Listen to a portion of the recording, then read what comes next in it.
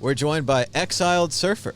Hey, man. So how's it going? We had a chance to talk a little bit yesterday. I know you're from Los Angeles. You used to work in music journalism, but a little while ago you started working with the Bitcoin Foundation, and then things kind of branched out from there. So maybe just tell the people a little bit about your background and what you're doing in Bitcoin. Yeah, I mean, the music journalism thing is a long time ago. It was another life ago. That was in the 90s. Yeah, so I guess, after the white paper came out in 2009, just kind of like ignored it until 2011 when WikiLeaks was blockaded by PayPal. That was kind of like the moment that it went off. It was like, oh, okay, there's actually a use for this thing. Yeah. Mm-hmm. Whether it gets shut down or not, there's actually a real use case for it. Censorship-resistant money. Okay, let's get Julian and let's get WikiLeaks, some money so they can keep doing what it is that they're doing. That's when it went off. 2012, I started a project called Bitcoiners Without Borders. It was kind of like a logical extension, Doctors Without Borders, Reporters Without Borders, sort of thing, together with Mike Gugulski, who did the first Bitcoin laundry, and Vinay Gupta, who went on to do the project launch for Ethereum, and some other guys from Austria. And we were doing basically some QR code coins so that we could buy beers at Room 77 in Berlin. Nice. Yeah, for Jorg, so brilliant, Jorg was part of our crew, and it was like, okay, let's do like 2 euro denominations of Bitcoin. Yeah. And then put them on laser etched coins, and stuff like that. And so Mike Gugulski was sort of like pretty well connected with the whole Silk Road thing, and when Ross got arrested, they were looking for somebody to do the Free Ross campaign and running funding, and Mike suggested me. And I was talking with Lynn about doing the communications for Ross. And then I got a phone call from John Matonis. So while I was talking to Lynn about doing the Free Ross thing, I got a call from John Matonis and asked me, he's like, this is right when Mt. Gox collapsed. Yeah. He asked me, hey, Michael, could you handle transferring the domains for the Bitcoin Foundation, everything? I was like, what do I need to transfer the domains for? And he goes, well, all the domains are registered by Mark Karpeles. He registered all the domains. And there was a bug in that version of Bitcoin, and Gavin couldn't sign the binaries because Mark had the passwords for all of the domains. No, that's why I locked it. Yeah. Right? And so I was like, wait a second, so you want me to handle all the transfers, to take stuff out of Mark's control? And he's like, yeah. Can you handle that? I'm like, okay. So Roger Ver flies down to Tokyo because nobody could find Karpeles, right? Yeah. So he flies down to Tokyo, right? And then there's this whole shit of me getting the logins via email, and then Roger calling me and reading me out the password. Whoa. So that's how I got involved with the Bitcoin Foundation, basically became their system administrator as a result of that. Just awesome. Sort of as having been in a position of trust. And that's a huge moment right there. Mt. Gox has just gone down. There's a huge uncertainty about Bitcoin. I remember we did a live show around the same time. We got Andreas and Chris Ellis on there. And Chris, man, that's somebody I haven't seen for a while. Oh, I love Chris. Yeah. I don't know what happened to him. He wandered off into I ran into him in Berlin this summer. Yeah? Yeah. That'd be great. I keep trying to see him in Europe. He used to live in London. I've been there several times. At a burner party. At a Berlin burner party, where they were teaching how to vape DMT, and I was like, okay. And I ran into Chris there. He's doing good. He's doing good. That's good. He's getting healthy again. That's great. Yeah. I really hope so, because I know he had a lot of problems with his ears, and hopefully he went off and got some help with that. Yeah, and got he's it going. good. He's walking, talking. Oh, good. Yeah, living in Berlin. Yeah, because we got the live stream. We were doing it about Mt. Gox, and I remember Andreas he took a lot of it personally because he told so many people to use it. We all did. All these things, and then people had lost their fortunes and their savings and everything in there. So I knew this Ukrainian physics professor in Vienna that was basically building mining rigs for people in Ukraine to heat their houses. Yeah, nice.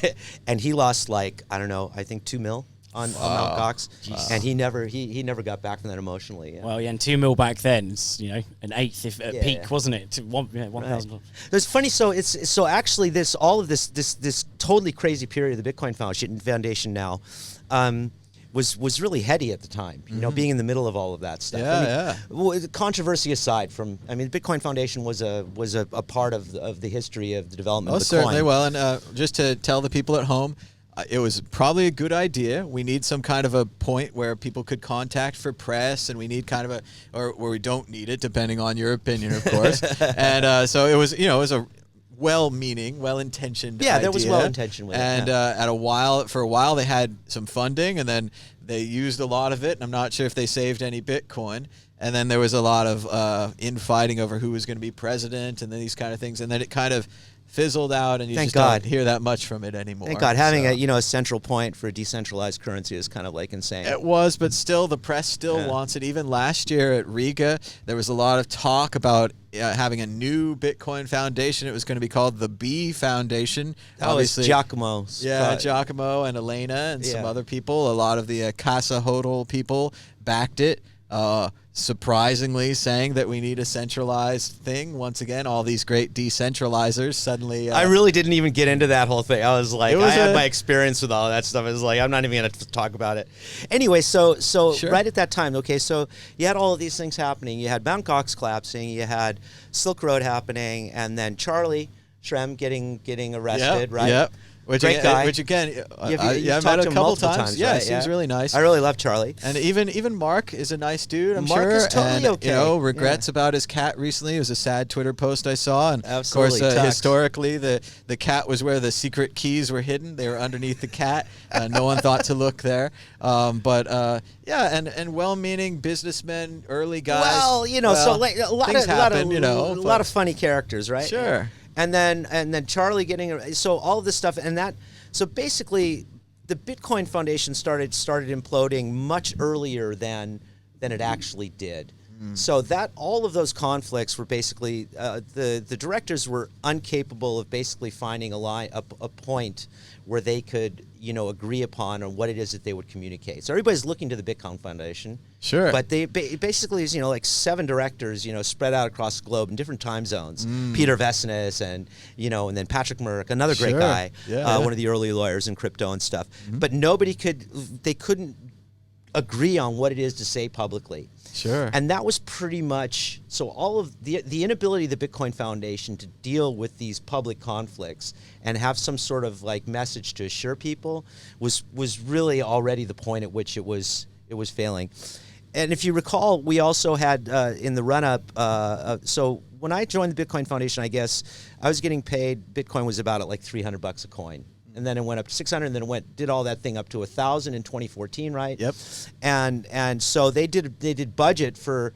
So we had done the Bitcoin 2014 in Amsterdam, sure, and planning for Bitcoin 2015, and they had hired a bunch of staff because we had a very, very strong membership program. There was all BitPay and Circle and Coinbase were all platinum members, big and then sponsors, we had all of the members. So I basically, together with Michael Gulsi, we wrote the whole membership portal. So that people could do the contributions and stuff in that. And so there was money at the Bitcoin Foundation, and what they did is, they hired a bunch of staff. Sure. And we're expanding, and we were doing the Bitcoin Ambassadors program. So doing the different subsidiaries of the Bitcoin Foundation in different countries, and so there was all this money that was going out because everybody was looking at the trajectory of what it is that we thought that Bitcoin was going to do, right? Sure. So it was literally just budget misplanning. Yep. Yeah. And then we went through the whole thing about transparency and the reporting and everything. And the Bitcoin Foundation, most people don't know, was a Delaware corporation, was a nonprofit Delaware corporation. And so, they had a lot of obligations that they had to file and whatever, yeah? Well, and it takes a lot to set up a nonprofit like that. I'm impressed that they were able to get the nonprofit status, and it's too bad because it seems like a useful thing that we could have used. Yeah. So, it still is. And then basically, so Matonis left, and there was a new board directors vote and everything, and, then the whole Brock Pierce thing.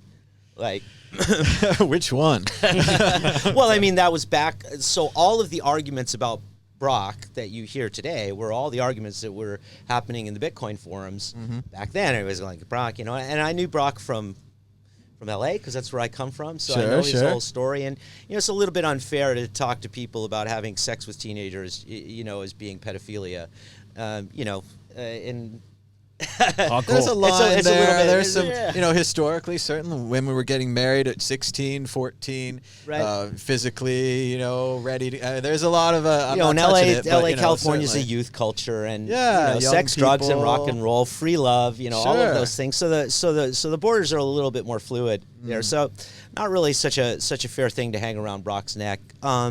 Personally, Brock is an incredibly charismatic and lovable guy. Post Burning Man, he's gone a little bit off the rails. This Puerto Rico thing and stuff and whatever. Yeah, yeah. So it was an interesting time to get involved with Bitcoin, and It's I'm funny thankful. you mentioned Chris. We almost we wanted to run Chris for Bitcoin Foundation president. Right. I think it was around the time that Brock was running for Yeah, and for the Jorg president. was running as well. Jorg would have been a great. I would have. Well, he was running. He was running Jorg as is a well. great candidate. He was yeah. the third. Actually, he was the third lowest vote for the two seats that were open. I mean, well, he would have he was one step away. One step away. from the Because I thought it would have been really fun if Chris could have taken it over or those kind of things. And if Chris was a very moral, upstanding, I mean, he probably would have just frozen everything and published everything. And Yeah, maybe no, but that he was would have talking worked, about though, he was talking about that stuff. I mean, Yeah, it would have been really good, but he didn't want to step up. It was a whole thing at the time. But yeah. Right, yeah. So there's all this different. Everybody's cooking their own soup across all of these different sub communities, right? I mean, you and I have never met. It's actually the first time that we're talking. But there's all of these subgroups of people that were advocating and participating in this Sure. in this landscape. Yeah, It's an yeah. incredibly diverse. Well, and, with libertarians and anything else, it's that herding cats problem. Everyone has their own mind, their own, I'm going to do this, and they're going in different directions. And, you can't get them to agree on anything. Yeah. Right. So I'm thankful, Roger Ver's gone off the rails and done this thing. I love forks as a feature rather Sure. than a bug. I'm really happy. Yeah. that Well, and happened, it's open source. You can always take the code and do whatever you want and Right. go run off with it. So I've always seen forking as a feature, not a bug. I'm really glad that that community and then BSV and all these things, that they all have their opportunity to compete in the market. Yeah. We're seeing what the results of that are. Well, it only just proves Bitcoin's resilience. No, Yeah. they've what did on the day that it split? I think it peaked at Bitcoin Cash peaked at like 0.4. I think I might have sold mine at 0.4 Bitcoin. I sold it That- when it was at 600. Yeah, I sold it's- pretty quick on the way up. Yeah, I yeah. didn't nail the 600 on the way back. I was Yeah, like, yeah. give me more Bitcoin. Here you go. I couldn't get out of it fast enough, But the thing is that Roger was one of the main funders actually of the Bitcoin Foundation. Sure. And so until now, I've been able to live on the Bitcoin that basically came out of Roger's pocket. So I have a Nice. I have a funny relationship with Roger in terms of my own personal story. So I guess that it was being in the right place at the right time, Yep. knowing the right people that set my the future course of my history in Bitcoin. So when you're at that level, when you're let me dealing ask with you a core question there. developers and you're dealing Yeah. that stuff, you're sort of like in the inner, most inner prominent circle, people. and you're like Yeah. everybody's going, oh yeah, those are the important people, and you're like, just put their pants on one leg at a time, just like me. Yeah, it's just Joe. Right? You It's met just- him over there at it's the just thing. Joe. Yeah, It's you went just- to the that's just thing. Eric. I know it's strange. I feel that way too, having met some of these people early on, even just like Vitalik. It's like, yeah, I know that kid. He was at the Bitcoin meetups. Nice Did kid. you know that the first ever tweet about Ethereum that I did? So basically, so Vitalik published it on his blog, and I had been subscribing to his blog. And I was like, okay, I read this. Okay, cool. And he wanted to build it on Bitcoin. Most Sure. people don't know Yeah, that. I remember that. Yeah. Right? Yeah. And everybody went, Yeah, it was. get out of our camp. It was going to add some things to Bitcoin, and they were like, "We can't add those things; it'll make it unsafe." And then they went back and forth. Yeah, and the then whole it went trilemma off, argument. yeah. And actually, Gavin and Vitalik decided to launch Ethereum in Jorg's bar in Room 77. Yeah. It's another piece of interesting. I didn't There's a know lot that. of- Yeah. Yeah. Can There's you a lot of great history at that Interesting. bar. I know, like Yeah. multi-sig and all Yeah. kinds of other things. And So many great things that Point of Jorg's been sale involved systems, with. yeah. Absolutely, right. But I wanted to ask you there, how did you meet the right people? Because I agree with you, it is meeting the right people and being in the place. Did you go to conventions? Did you just kind of meet them in LA? I mean, maybe people at home could learn from that. I mean, if you knew them from already, it wasn't, it's No, not I doable, guess I've led a blessed life. I've always been drawn to people who were doing things and whatever it is that I was involved with, And so I was born in 1963, and I went to university in 1981, Pepperdine University in Malibu. I basically went there to get an email address. Nice. Yeah. What Right? was so, the email address so people know you're from Pepperdine? I mean, what's the advantage? No. Well, 1983. Oh yeah, no one had Hardly email. any. Yeah. Okay, we're talking Any like Yeah. beginning. That is very ARPANET, early. Yeah, right? yeah, I yeah. mean, like you went to the email was, so Yeah, ARPANET that was was it, basically linking university research centers together with the military industrial complexes. Sure. Of DARPA, and so the Rand Corporation, where game theory was basically invented for the Cold War, was directly behind Pepperdine. So that building right okay. behind Pepperdine is the Rand Corporation. Oh wow, no, I didn't know. And so we had lecturers from Rand and stuff like that. I went to Did you have, university what's his to get name? A online. Beautiful Mind. Did he show up? Yeah, of course. John. Yeah, Nash. Nash. That's it. Yeah, I was blocking Nash, but yeah. Yeah. Wow, So I wow, come from that's big, I come man. from That's a privileged really I come- big. Yeah, I know. The first slide of my talk yesterday was disclaimer: privileged white guy from Malibu. Oh, Okay. So that's hard for the people at home to emulate if you don't happen to be a it's- privileged white person from it's, Malibu. But luck of the draw, and so I've always been around people who were famous or doing things. But I do think that that's something you can seek out. If you're at home and you're like, I don't know if I'll go to a conference, or I'm not famous enough or big enough, or I'm just normal. Go to the conference, meet the people. Come here, be because there, like Yeah, in the definitely. space. you know what I mean. I I knew who Eric Lambroso was for years. Sure. I met him here the Yeah, first time. yeah. I met him here a few years ago as well. And Right? Eric's a And- great guy. and he's Yeah. like he's one of the most warm, like coolest, absolutely. He's got a great image awesome where human beings, he looks like a mafia boss, and he's one of these Yeah, right, out of The one of these Sopranos, computer right? geeks where he's very kind of shy and quiet at first, and then when you talk to him, he's Yeah. so nice and he's so friendly, and you're like.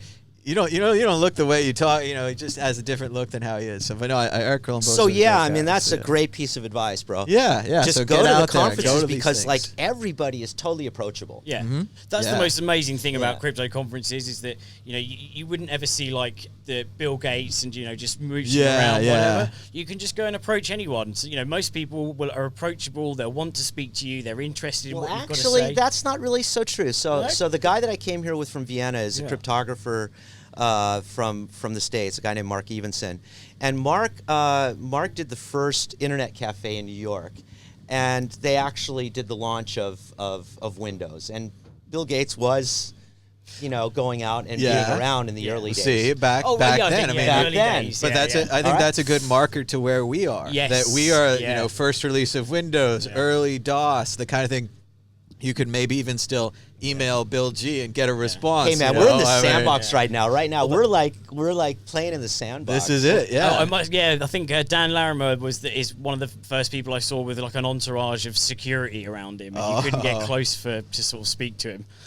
So it's just interesting. Yeah, I mean, it's just like any culture. Yeah. There's people that run this way and that. But generally speaking, one of the things that's so amazing about the crypto community is the fact that everybody's just like, you can just walk up and say, hi, my name's Michael. There you go. And it'll say, hi, my name's Andreas, and you get to talk to him, and it's Andreas Antonopoulos. Yeah. That's right. And everybody pretty much is like that. Yeah. So come to the conferences, man. Yeah. Pick carefully which ones you go to.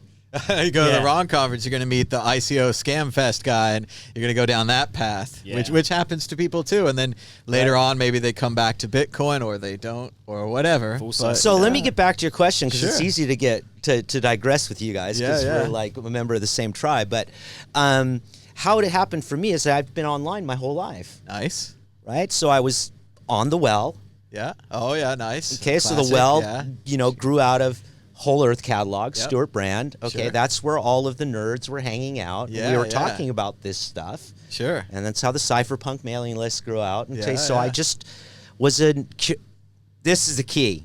Be curious That's and it. follow your curiosity. Yeah. Yeah. And if you follow your curiosity and things that inspire you, those are the people that you'll end up meeting. And persistence as well. You know, I started my own meetup in Southampton, and hardly anyone or no one, you know, came to it, but I still did it a few times, even when it was just me. It never actually took off, but I realized that, you know, it was too small crypto back in 2013, 2014 for people to even know about it. So that's when I started to go to like a coffee shop, actually, not coffee shop, vape shop, and just started to meet, you know, interesting people. And it was, you know, meetups, conferences is what really kind of, you know, helped me network and helped me discover what Bitcoin was really about and get so much varied opinions as well. So I've just basically been online, and having left the States 27 years ago, you know, coming to Europe with a MacBook 100, and everybody like, what's that? You know what I mean? The black one? Like No. They were the gray ones, the first one. The first Literally ones. the first Really? ones, the big, Whoa. thick bricks. Oh, you know? yeah, like a Power Macintosh or the Yeah. earlier ones. Yeah, I've seen the PowerPC Motorola days. chips. Yeah. Motorola chip days. Yeah. And so, you know, I came from the States, and being an online guy, I was a digital native. I was Yeah, one of those yeah. guys that was running around wherever I was with a laptop doing my things. And so, you know, and then you get involved with things like Computer Chaos Club, because that's where the nerds are. Yeah, Right? And so yeah. you go to Congress, and that's where Julian presented WikiLeaks. Wow. Oh, yeah. Right. Okay. So, and that's The where I met original- Jake Applebaum and all those pieces. So, Yeah, Tor and all that. So Roger Dingledine, and Yeah. like all these people, and Meredith Patterson, and all these things. So I was going to, you know, hacker conferences and computer nerd conferences, because that's just, I grew up basically doing graphics Nice. on computers, and then doing live video and video editing and stuff like that. So I was performing as a VJ at conferences like this. Great. And so you just meet the nerds, you know. That's and the you way meet- to do it. Yeah. You just meet the people. I remember we and- went to DEF CON very early on, and it was a strange Yeah. kind of thing, like, you know, not a hacker, not a real, you know, a little programming here and there, but still very open, very friendly. Ask them a question. What's BSD? Any of these other things? They'll tell you. They'll tell you about it. Open So- BSD snow parka in like fluorescent green that I got one year. Yeah, so I met all of these people actually online by being in forums and being interested in the things that were going on. Yeah, and then yeah. later I met people by going to conferences. So for me, coming to conferences is always like, and here too, people walk up and go, "Hey, Michael," and I'm like, "What's going on?" And they're like, "Exiled Surfer, dude, man, so nice to meet you." And I'm like, "Cool, nice to meet you too. Who are you?" And he's like, "Oh, I'm Weed Coder." I'm like, "Weed Coder, Yeah. what's up, There you dude?" go. You know what I mean? Exactly, Like, exactly, You know, he's yeah. going, "Hi, Michael," and I'm going, "Hi, Julian." You know, Yeah, that's- yeah. You meet people that you know for years online, Yeah. right? But you Only meet as a them pseudonym. in meet space. You know Yeah, what I mean? yeah. And so you really have to invest the time in communicating with people, both online and off. I think I think so. It's good life. You know. Well, and also when you go to these conferences, don't just watch the speeches. I know there's speeches. Well, I'm told there's speeches. I haven't been to any, but I'm told there's speeches. But there's also this whole other thing at these conferences called the hallway track, where you just kind of hang out. You just kind of hang out in the hallway. And that's where you meet all the real people. I don't think that anybody that comes to the conferences spends a majority of their time at the talks. I don't know. There's 60 of them in there right now, but but generally speaking, yeah, it's the Yeah, socializing. It's the social aspect, and even if you're not very social like myself, or you think networking is a bad word, you can like you're saying with curiosity. Humble brag. You meet people because you're Definitely. interested in them. You meet people because you're interested in them, not because you want to like add them to your network. I mean, and there are people that you go around meeting that, and they're like, "I'm into leverage." And they don't mean money leverage. They mean leverage over people, which is not a great thing. So I don't like it when they say that to You know, me. But- so I don't think the sector is any different than I mean, I've been involved with you know, journalism conferences. I've been involved with music conferences. You know, I've been involved with all different kinds of AV conferences. Nice. It's pretty much the same. Yeah. You know, I think that's how life is. There's nothing specifically unique about crypto in that. Sure, sense, sure. And you can know? use these skills to go out and meet and to learn any other subculture if you want to get into drum and bass or whatever it is. You go to the drum and bass conference or, you know, Exactly. these kind of things. So I where think the another people one of are. the cool things to mention to people is the imposter syndrome. Yeah, yeah. Right? So like I always say that I want to be the dumbest guy in the room. If I'm not the dumbest guy in the room, I'm in the wrong room. Yeah. Right? Everybody else seems to feel like that. It is. Well, and then even when you talk Imposter to syndrome is really big in crypto. it really, well, it's big in everything too. I mean, you talk to like the big writers or the big, journalists or whoever you're following, that your heroes, they're kind of faking it too. Like they're really good and they've practiced 10,000 hours and all those things. But, if you ask like William Gibson when he's not writing a novel, like, are you a novelist? He's like, well, I've written some books. I drink coffee. Yeah, most he's like, of the time. Right now, I'm not doing anything. Try and keep my cats off my computer. That's it. That's the job. That's the job when you don't have the inspiration. You got to just keep it going. So, yeah, I think that generally speaking, the more successful and more prominent people are, the more humble they tend to be. Has been my experience. Like in terms of approachability. Yeah.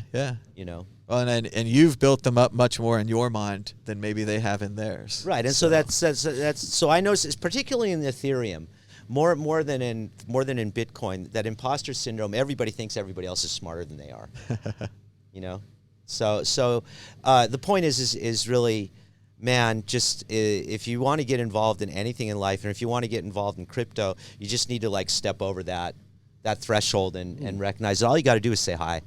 Oh yeah, and everyone's in the same boat, or most people. There's right. There's very few people that have actually, been in crypto for even a couple of years. Well, we only got crypto now for 10 years, and in terms of an actual project. Before that, so Liberty Dollars and Eagle and stuff, DigiCash, all of those things. Flues. I mean, that circle was really, really small. Yeah. So I mean, the Cypherpunks mailing list is what, 600 people? Yeah, something like that. 600 people. The active people on it. I mean, it's really cool seeing Peter every year here, because Peter is really one of those just like scrappy, argumentative kids. Oh, that's another one where he just took it on himself to be active. Like, I mean, I read about the well, and I read about the cypherpunks and the mailing list and all these things, but of course, I was a kid. I was like, oh, I can't be in that. I can't be involved in that. I'll read about it. But then, Peter, even as a kid, just goes out there, starts arguing with people, starts asking them questions, and it turns out his questions are totally valid, his arguments are interesting, and even people like Adam Back or higher level people like that enjoyed talking to Peter. He was a central active member of that whole thing, And again, it's just like the Wizard of Oz or whatever. Nobody gave him the thing and said, you can do this. He said, I can do this, Permissionlessness is probably one of the coolest values of this, You don't need anybody's permission to get involved. Yeah. And I was talking this morning with Julian and with Shores, Provost, and, he's like, I'm like, what are you doing right now? And he's like, I'm reviewing PRs. It's like there's all of these, there's all of these, BIPs that are waiting to get approved, and nobody has the time to actually review them. Sure. And he's like, so that's what I'm doing. And that's what Shores is saying. Yeah. Like, he's just like taking the time to actually do stuff. Yeah. You don't have to be a programmer to contribute to Bitcoin Core, is the point. All right, yeah. And I know a lot of people go through and fix typos or add comments or maybe make graphics or make videos or whatever, because you don't have to be a programmer. You can get involved, you can find your niche, and people will appreciate it. You might meet a programmer later who says, I really enjoyed that graphic you make. I never could have made that graphic. I never could have made that video. So, I mean, how was I doing system admin for the Bitcoin Foundation? Well, I'd just been building websites. And how did I build websites? It was like people were too expensive. For me, so I was just like putting up my own website, and then over the years, you can do it, and then you run into a problem like, oh shit, I've got to redirect a domain, and you know what I mean, and then you get into load problems and stuff. And so the key is really in life is to reach a little bit farther than your capabilities, I guess. Yeah, I've always talked myself into positions that I was not really qualified for, objectively. Yeah. But then you have to jump in at the deep end. You have to do what it is that you say, and that forces you to learn. Yeah. So bite off a little bit more than you can chew, I think, is another piece of good advice for people, That's a good one. Because then you've got to deliver. You know. So what are you working on right now in Bitcoin? We talked a little bit about your past, but maybe a little about the future. So I just finished doing some communications work for a project called Trust Lines. Okay. Trust Lines is a chain that's launching right now. They're doing their validator auction for a side chain, a minimally viable proof of stake side chain to Ethereum. Okay. With an anonymized validator set, 123 validators. Yeah. And what Trust Lines is actually what Libra wanted to be, but without a currency backing. And so what it is it's mapping existing trust relationships onto trustless infrastructure. Okay. So essentially what it is, it's an application where I say that I know you, and I'm willing to give you $10 in credit. Sure. And you know me, so you're willing to give me $10 in credit. All right. I don't know him. Yeah. But you know him. Yep. And you're willing to give him $10 in credit. Sure. But now, because I trust you and you trust him, you can get $20. Wow. So it's called Trust Lines. That sounds pretty good. It's the original Ripple idea. Okay. And so they're doing their validator auction right now. It'll end this week. It's a Dutch auction, validator auction. And then they're going to launch the chain and establishing a chain that people can build dApps on. The central use case being people-powered money. And what it is it's just an accounting system for promises to pay, essentially what a bank is. There's no money. It's all denominated in either dollar, euro, yen, or crypto, but there's literally no money. They're just promises. That's that you can cash out 20 euros with me. I think it's a good idea because it helps kind of the credit system because Bitcoin so it's a credit system. Bitcoin's a good money, but that kind of idea would be a good credit system, which you still kind of mutual credit. Every once in a while, you need to borrow some money, and you could mutual get it credit. There. That's a cool idea. Yeah, so that was the last thing. So I just finished doing the communications work for them, and working on their Medium presence and community stuff and whatever. That was the last thing that I worked on. And where can people learn more about your work and get in touch with you if they want to hire you, things like that? Well, we got the promotions are important here.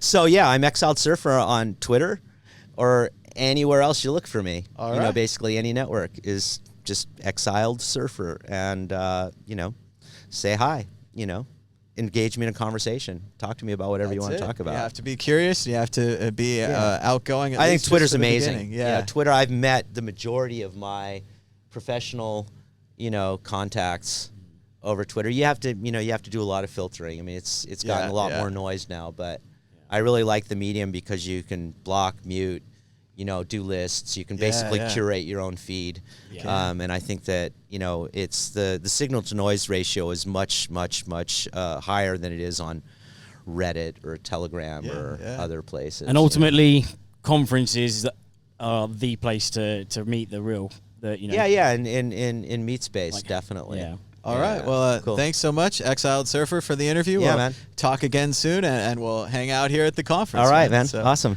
All Thanks, right. guys. Thanks so much. Thanks for the time.